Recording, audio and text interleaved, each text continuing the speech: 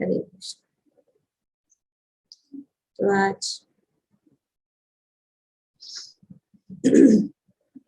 श्रीमद् भागवतम के तीसरे स्कंद के 16वें अध्याय के श्लोक संख्या 10 को पढ़ रही, उनको समझने की कोशिश कर रहे।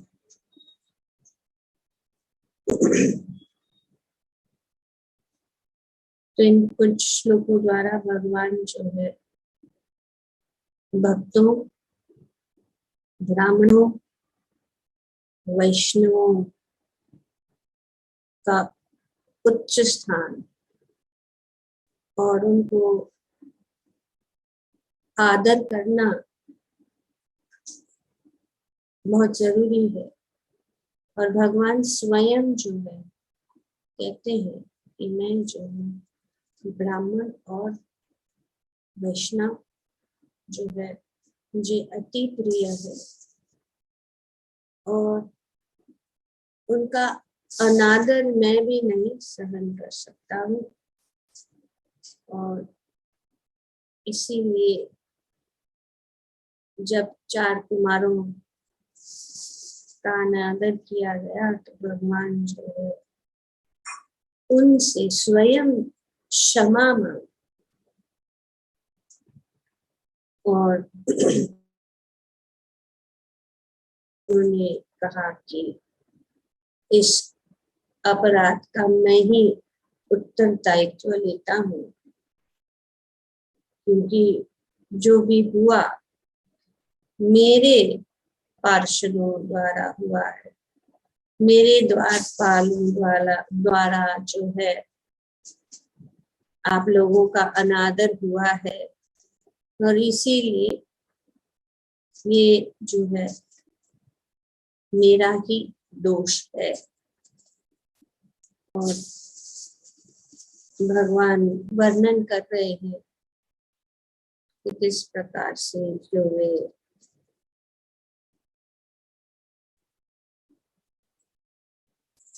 कि ब्राह्मण और वैष्णव इतने महान है और वे उनको इतना महान मानते हैं कि उनके चरणों की धूली जो है वे अपने सर धारण करते हैं, क्योंकि वैष्णव और ब्राह्मणों की उपस्थिति से वातावरण पवित्र हो जाता है। जिस प्रकार गंगा जी जो है वे कह रही थी कि इस धरती पर इस भौतिक जगत में अगर वो आएगी तो लोग जो है उनका पाप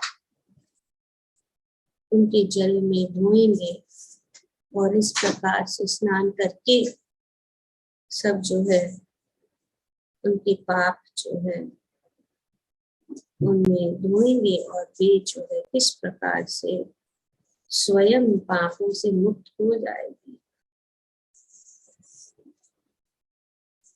तो ये चिंता थी। तब भगीरथ महाराज ने उनसे कहा कि जब महान संत वैष्णव ब्राह्मण जो है आपके पवित्र जल में स्नान करेंगे तो सभी पाप जो है नष्ट हो जाएंगे और आपकी पवित्रता और आपकी शुद्धता हमेशा रहेगी। ये हम अक्सर देखते हैं कि बहुत लोग जो है गंगा नदी में स्नान करने के लिए जाते हैं क्योंकि वो पाप नाशिनी है, सभी पापों को नाश कर देती है। पर गंगा जी अपने आप को पवित्र रखती है क्योंकि वहां पर संत महात्मा भी आते हैं और वे जो है वहां पे स्नान करते हैं। अगर आप लोग कुंभ मेला में गए हैं तो आपने देखा होगा जब भी स्नान का दिन होता है, शाही स्नान या अमावस्या के दिन स्नान होता है, तो पहले जो है साधु और संत जो है वे जो है उनको पहले स्नान करने का मौका दिया जाता है, फिर बाकी के सब लोग जो है भगवान जी में स्नान करते हैं। तो यहाँ पे भगवान कहते हैं कि वे जो है ब्राह्मण, वैष्णव और गव्य अति प्रिय। और इस श्लोक में आगे वे बता रहे हैं कि ब्राह्मण, गौ तथा निसहाय प्राणी मेरे ही शरीर है। यहाँ तक कि वे कहते कि गौवे और ब्राह्मण मेरे से भिन्न नहीं है, मेरे ही शरीर है। यहाँ पे स्पष्ट रूप से भगवान कह रहे हैं कि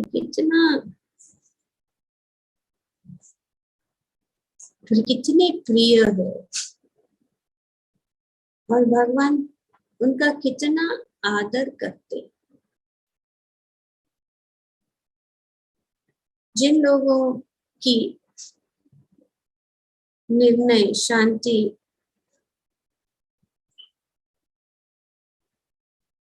जिन लोगों के निर्णय शक्ति अपने पाप के कारण क्षतिग्रस्त हो चुकी है, वह उन्हें मुझसे पृथक रूप में देखते हैं। वे कह रहे हैं कि जिन लोगों का मति जो है और उन पाप के कारण उनका मति जो है बिगड़ गया है, वे जो है उन्हें मुझसे पृथक रूप में देखते हैं, मतलब अलग, मैं अलग नहीं।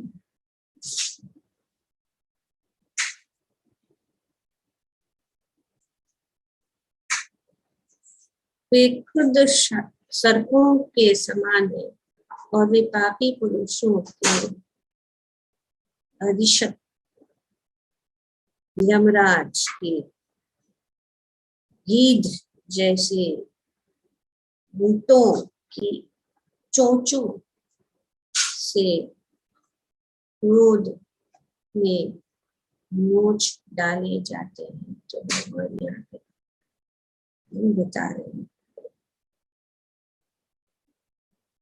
कि ब्राह्मण और गौवे जो सिर्फ ब्राह्मण और गौवे नहीं तथा निसहायक प्राणी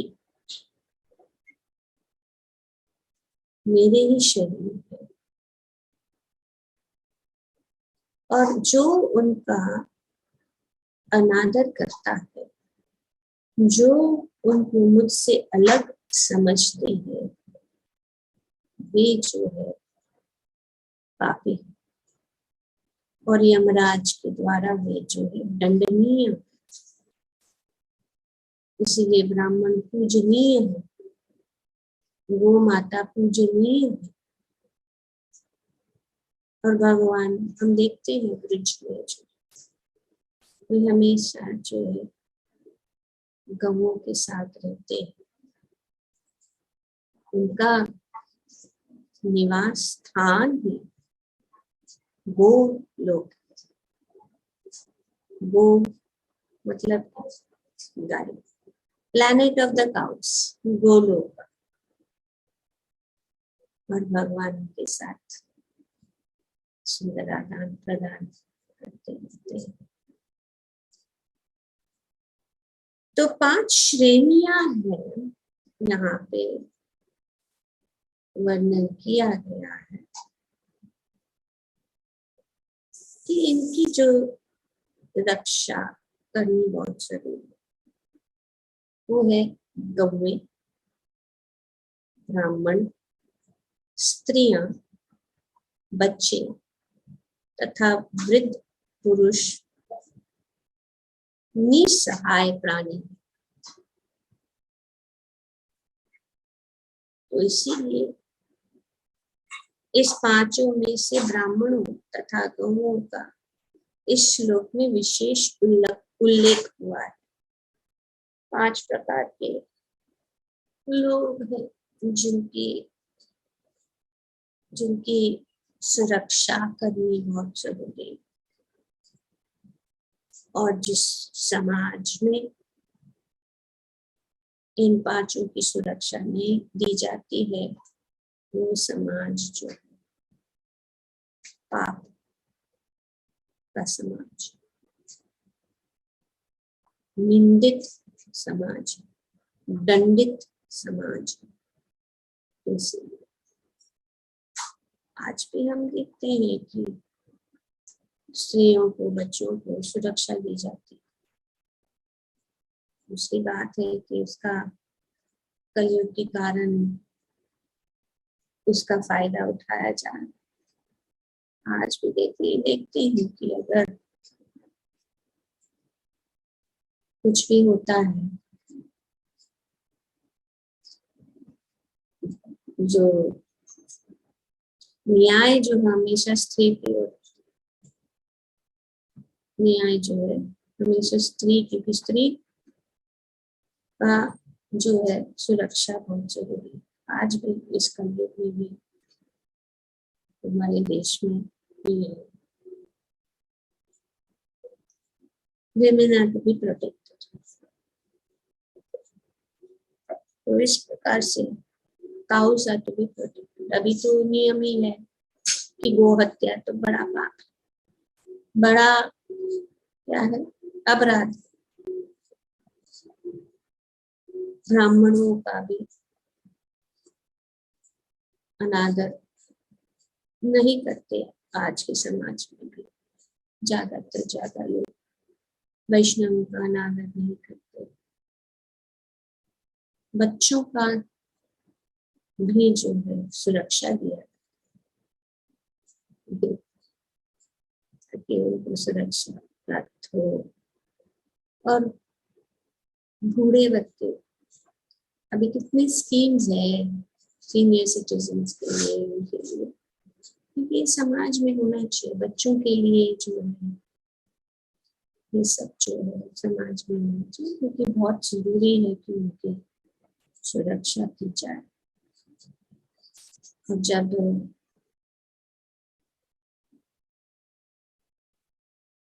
कुरुक्षेत्र की युद्ध भूमि में जब अर्जुन युद्ध नहीं करना चाहते थे, उनने बहुत सारे तर्क वितर्क दिए, और इन तर्क वितर्क में से इन्होंने ये भी वर्णन किया।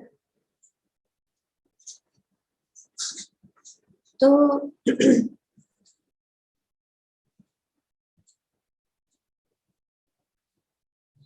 यहाँ पे श्री प्रभुपाद जी अपने तात्पर्य में बताते हैं कि इन पांचों में से ब्राह्मणों तथा गौओं का इस श्लोक में विशेष उल्लेख हुआ।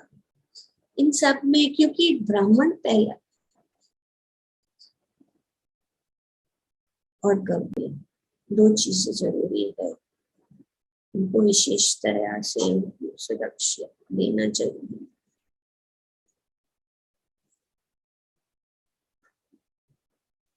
और भगवान जो है ब्राह्मणों तथा गांवों के हित के विषय में सदा चिंतित रहते हैं, और इसी रूप में वंदित होते।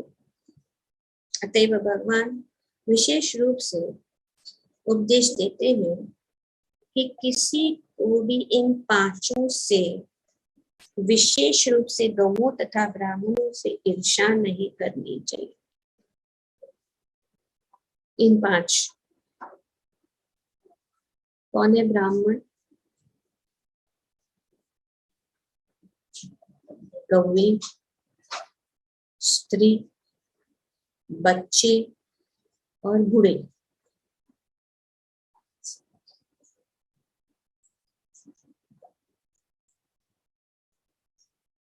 तो इसका वर्णन जो है कि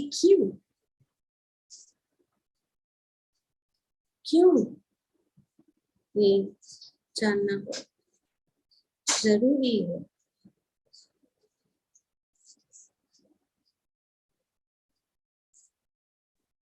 ब्राह्मणों की रक्षा,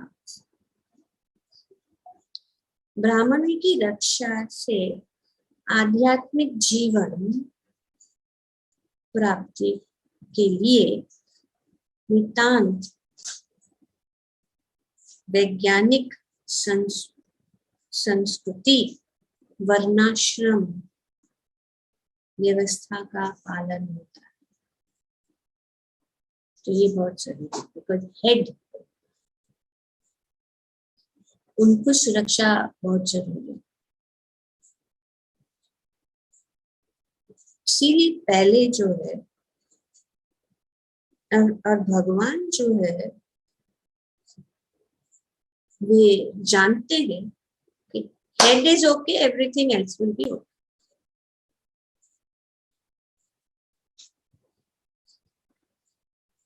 The protection of Brahmanas maintains the institution of Varna and Ashram, the most scientific culture for attaining spiritual life. नहीं तो total loss हो जाए। और दूसरा है गौओं को क्यों सुरक्षा देनी चाहिए? क्योंकि गायों की रक्षा से भोजन, टू थिंग्स रिक्वायर्ड, एक है ब्राह्मण जो मार्गदर्शन, और जीने के लिए दूध की जरूरत। गाय और बैल दोनों जरूरी, क्योंकि इसके बिना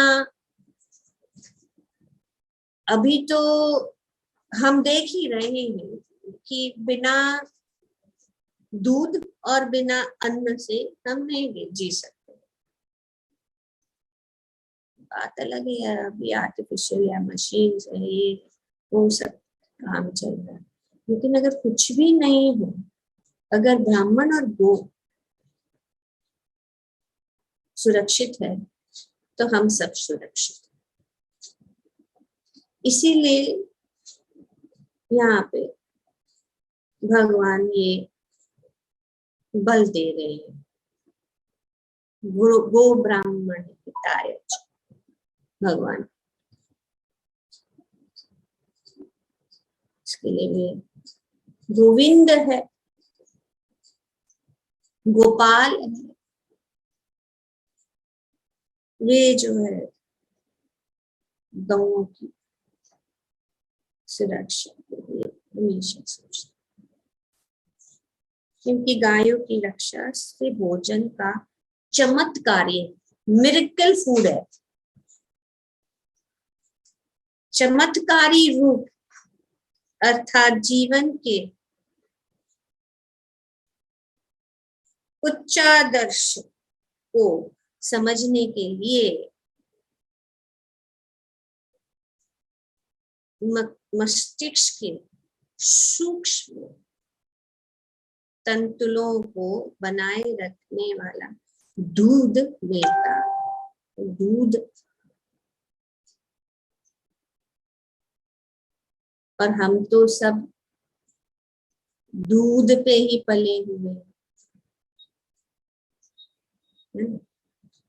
अगर दूध नहीं होता, माता वो माता अगर हम के द्वारा स्वयं की माता वो माता, इसलिए स्त्री जीवन का ही। और हमारे मस्तिष्क में जो सूक्ष्म टिश्यूज वे जो है वो पोषण मिलता है दूध। The protection of cows maintains the most miraculous food, milk, for maintaining the finer tissues of the brain, for understanding higher aims of life. दूध से इसीलिए वो माता।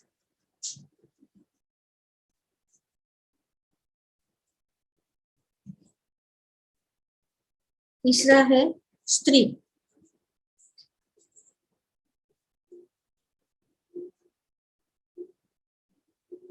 स्त्रियों की रक्षा से समाज की सुचिता बनी रहती है,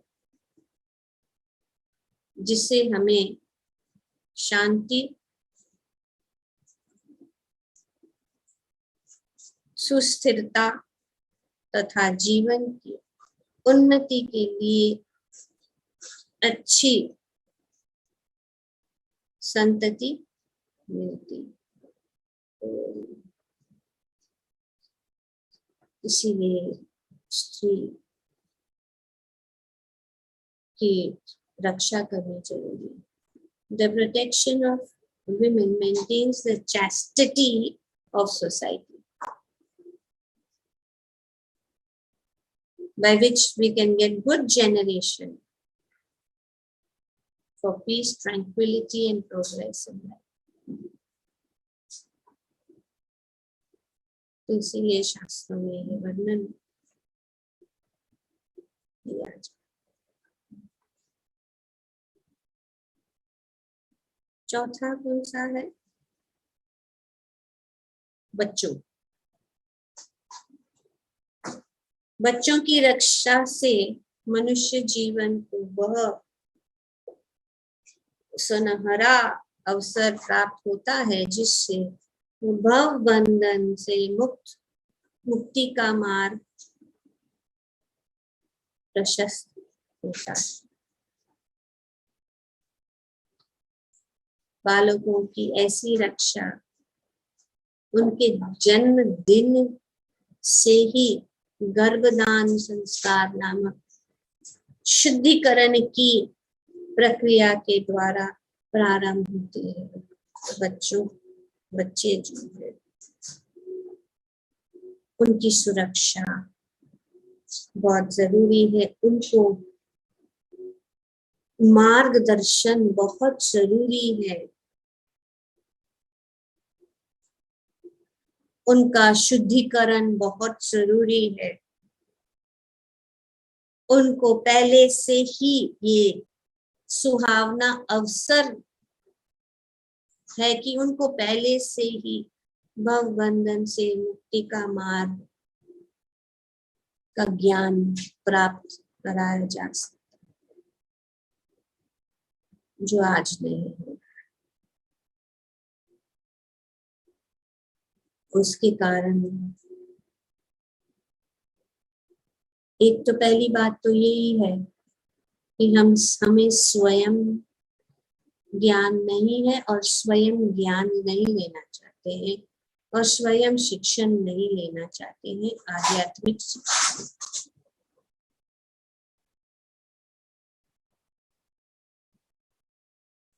ये कर्तव्य है माता पिता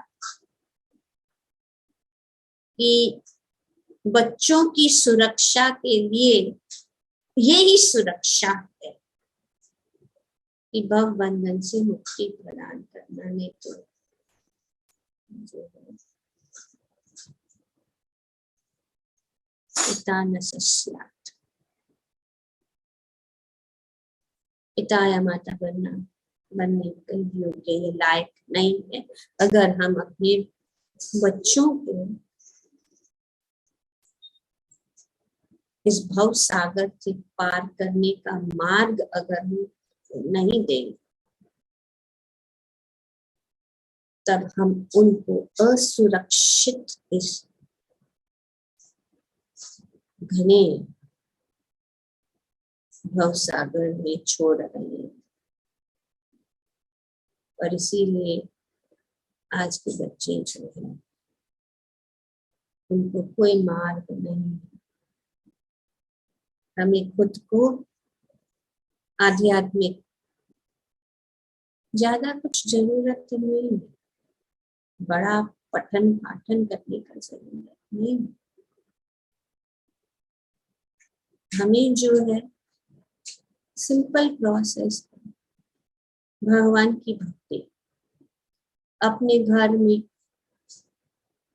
जो है भगवान को केंद्र बिंदु बनाकर अगर हम कार्य करेंगे तो बच्चे जो है वो देखेंगे और वो पिकअप करेंगे। हम सब का यही अनुभव है कि नहीं? क्योंकि बचपन से कुछ चीजें जो है आध्यात्मिक चीजें करते आ रहे हैं, अभी भी हमारे मन में वही कर रहे हैं। ज्यादा लोग कर रहे हैं, पूजा होती है तो अभी भी हमारे माता पिता दादी दादा जो भी वो करते थे वो आ रहे हैं, वही हम अभी भी करते हैं क्योंकि उनको देख के समझ में भी नहीं आता फिर करते हैं।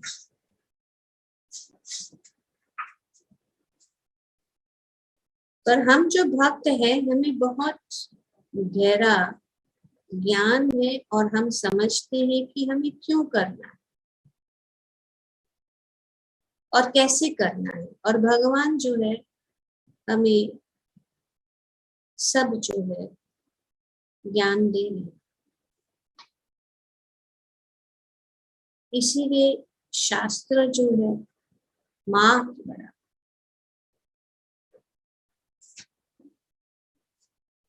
वे ज्ञान देती है किस प्रकार से हम अपने परम पिता परम पुरुषोत्तम भगवान श्री कृष्ण के चरण कमलों में शरणागत होकर उनके प्रति प्रेम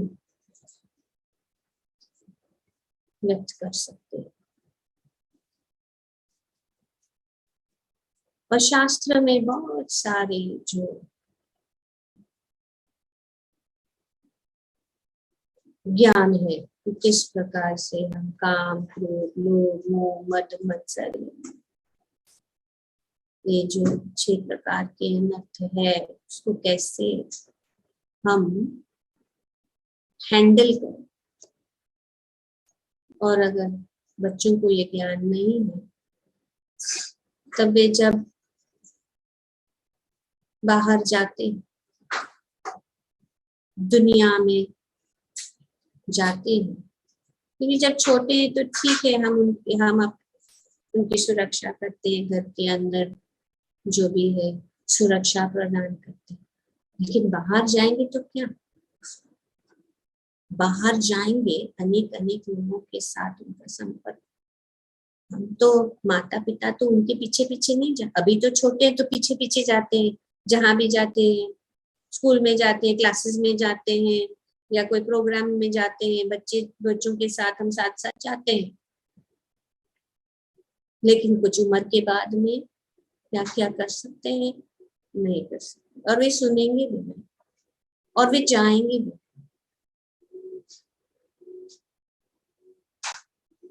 वे अपने मित्रों को भी नहीं चाहते कि वे अपने माता पिता को मिले, नहीं जाएंगे। तो इसीलिए बचपन ही ये बहुत मूल्यवान समय है। जो कुछ भी बचपन में उनको ज्ञान दिया, जो प्रहलाद महाराज की 5 साल की आयु से शुरू कर देना चाहिए।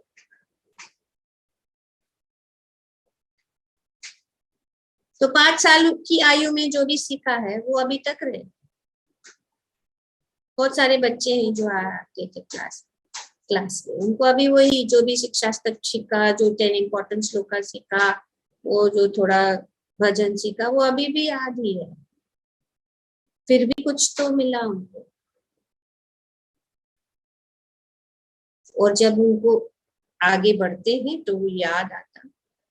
अभी शिक्षा तो वो पट पट श्लोक बोल रहे लेकिन उनका अर्थ नहीं, लेकिन फिर भी बोले, लेकिन जब वो सुनते अभी उसका मीनिंग क्या है, उसका अर्थ क्या है, कितना गहरा, हर एक भगवत गीता के श्लोक के ऊपर क्या क्या महत्व। और बच्चे जो है वे एक क्या बोलते हैं, क्लीन स्लेट, साफ, उनका हृदय साफ है, उनके ऊपर जो भी अगर हम लिखेंगे वो उनके साथ में रहेगा, क्लीन स्लेट। सो इसीलिए यहाँ पे बताया गया कि सुहावना अवसर प्राप्त होता है, मनुष्य जीवन को वह सुहावना अवसर प्राप्त होता है जिससे भव बंधन से मुक्ति का मार्ग मिल सकता है, प्रशस्त हो सकता है। तो ये चौथा, पहला क्या था? ब्राह्मण। ओके, दूसरा प्रश्न, दूसरा गौ है। गौ।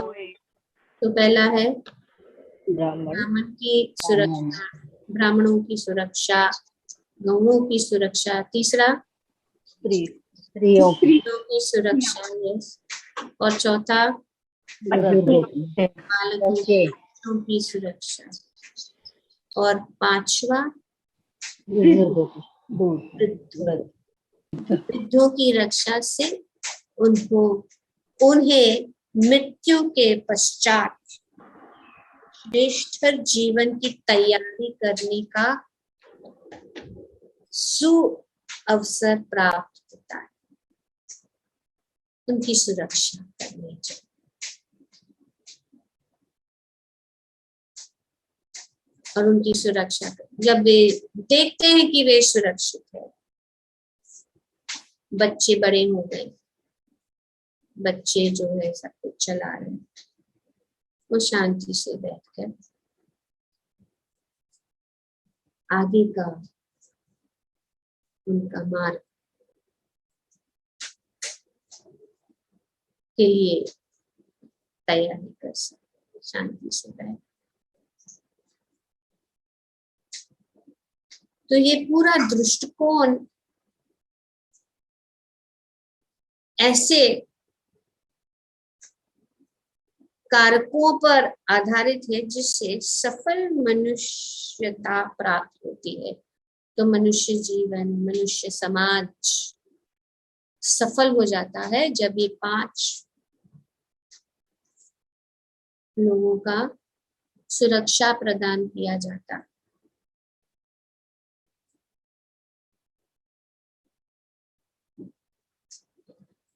तो इसके विपरीत सजावटी कुत्तों तथा बिल्लियों की सभ्यता, तो इसके विपरीत यही है। और आज यही है सजावटी कुत्तों तथा बिल्लियों का समाज। और इतना भी ये है कि कुत्तों और बिल्लियों को भी वस्त्र पहनाते, सजाते। तो ये समाज जो कुत्तों बिल्लियों के जैसा, क्योंकि उनको पता है धर्म क्या है, जीवन का उद्देश्य क्या है। तो ये मनुष्य होते हुए भी कुत्ते और बिल्लियों की जैसा जी रहा है ये समाज।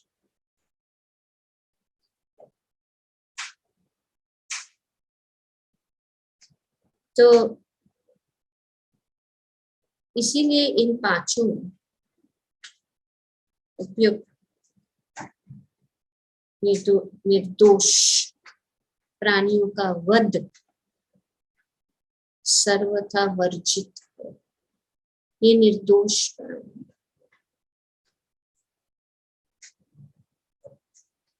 क्योंकि यदि उनका अपमान भी किया जाए तो आयु क्षण होती है, उनका अपमान नहीं होना चाहिए।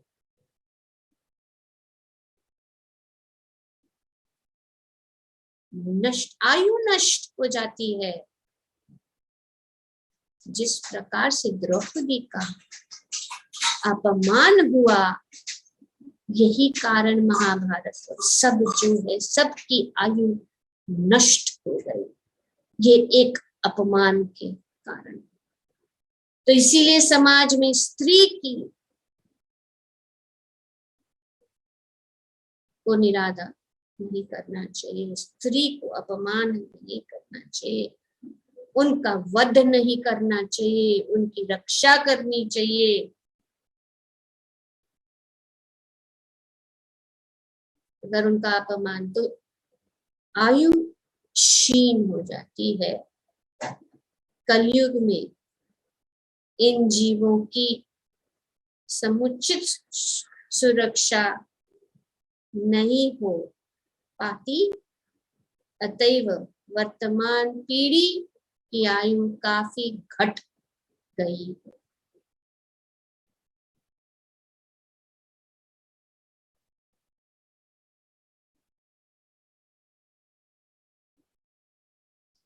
तो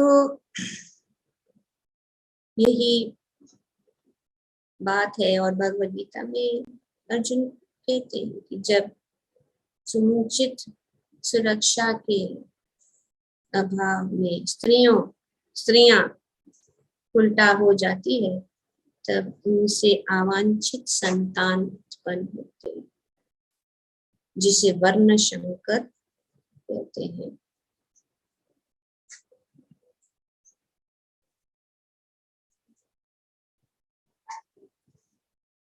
क्योंकि सती स्त्री का अपमान करने का अर्थ है अपनी आयु को खतरे में डालना, जो अर्जुन सोच रहा था कि ये नहीं होना चाहिए।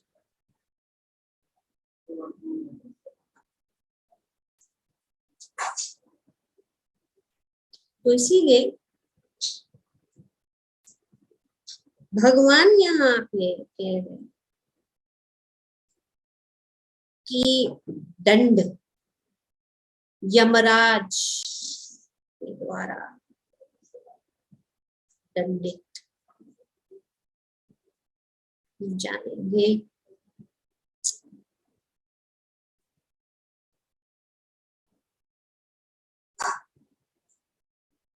और ये गौवें और स्त्री जो है हमेशा उनकी सुरक्षा होनी चाहिए। जिस तरह से बच्चों की देखरेख उनके माता पिता द्वारा की जाती है, उसी तरह स्त्री वर्ग की देखरेख पिता पहले, फिर पति या सयाने पुत्र द्वारा की जाती है। हमेशा जो है पहले स्त्री सुरक्षित है अपने पिता के द्वारा, उसके बाद में पति स्त्री को सुरक्षा देता है, और बाद में पुत्र या बच्चे।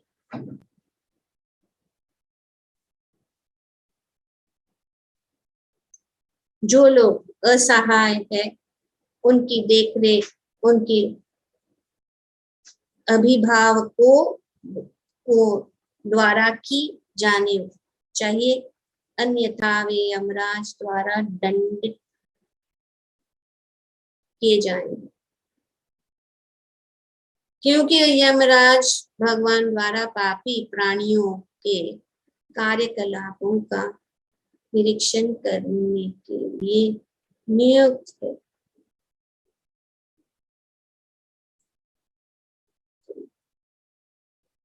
ये वो इस समाज के कचेरी से बच सकते हैं, पर भगवान के कचेरी से नहीं बच सकते। निश्चित रूप से दंडित किए जाएंगे, क्योंकि यमराज को इसीलिए भगवान ने नियुक्त किया है। Law and order the universal government.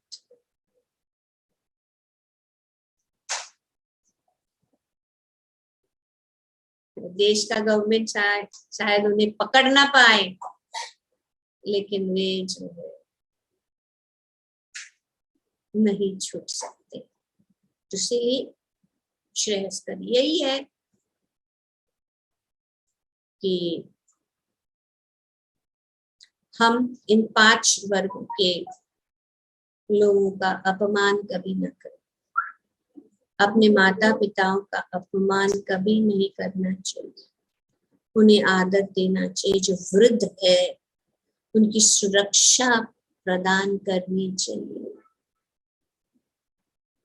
अंतिम समय तक उनको असहाय कभी नहीं छोड़ना चाहिए। ये शास्त्र का विधान है, क्योंकि ऐसे करने से अपनी ही आयु जो है घट जाती है। तो ये बहुत जरूरी है कि आजकल खास करके ब्राह्मण गव्य वृद्ध लोगों का कोई सोचता ही नहीं। हमारा जीवन और आप अपना जीवन,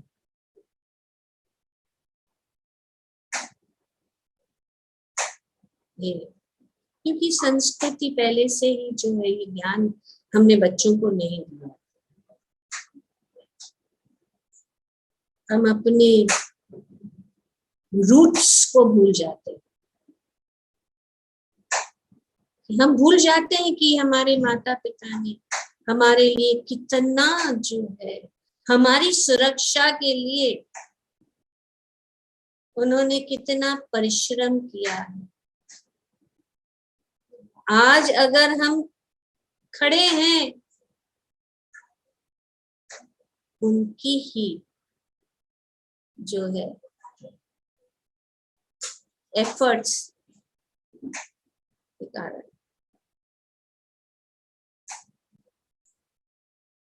उन्होंने अब जब हम असहाय थे तो हमारे माता पिता ने हमारी सुरक्षा की, और अब जब वे असहाय है तो हम उनके बारे में सोचते नहीं हैं।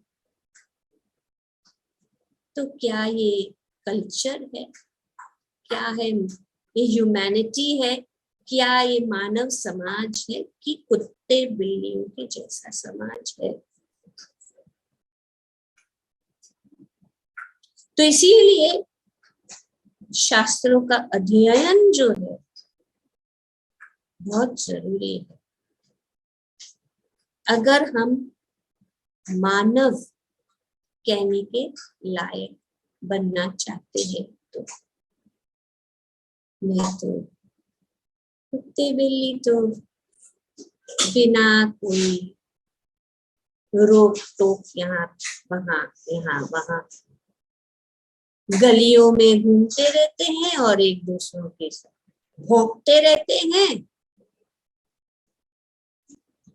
और बस 4 चीज, कहाँ पे खाना मिलेगा, कहाँ पे मैथुन मिलेगा, वही विचार और कोई विचार। तो ये शास्त्र यहाँ पे हमें बता रहे, और ये संस्कार हमें जो है जितनी भी जल्दी हो सके उसको अपनाना है, समझना है, सीखना है, और अपने बच्चों को भी उसमें किसी न किसी प्रकार से लगाना है। और प्रभुपाद जी ने इतना सुंदर अवसर प्रदान किया है कि कोई भी, चाहे वो बच्चा हो, चाहे वो जवान हो, चाहे वो वृद्ध हो, चाहे वो अनपढ़ हो, चाहे वो पढ़ा लिखा हो, चाहे वो समझता है या असमझ है, वो सब जो है मुक्ति के मार्ग को अपना सकता है जो श्री चैतन्य महाप्रभु ने हमें दिया है। हरे कृष्णा कृष्ण कृष्ण हरे हरे, हरे राम राम राम हरे हरे। जितना भी ज्यादा हो सकता है ये हरि नाम कीर्तन, ये हरे कृष्ण महामंत्र का जाप इस युग में कोई भी कर सकता है। उसके लिए कोई समय एक्स्ट्रा निकालने की जरूरत नहीं है, कोई समय जरूरत नहीं है कि हम इन सब चीजों को समझे, क्योंकि सब कुछ ये 16 शब्द में है, जो भी ज्ञान है। और क्योंकि भगवान हमारे हृदय में उपस्थित है, तो सब जो ज्ञान है हमारे हृदय में है, जो अभी ढका हुआ है। और ये हरे कृष्ण महामंत्र का जाप करने से ये ढका हुआ ज्ञान जो है वो जो है खुल जाएगा और हम शांति और समृद्धि को प्राप्त कर सकेंगे। ग्रंथराज श्रीमद् भागवतम की जय। ओम तत्सत। Thank you very much. Hare Krishna.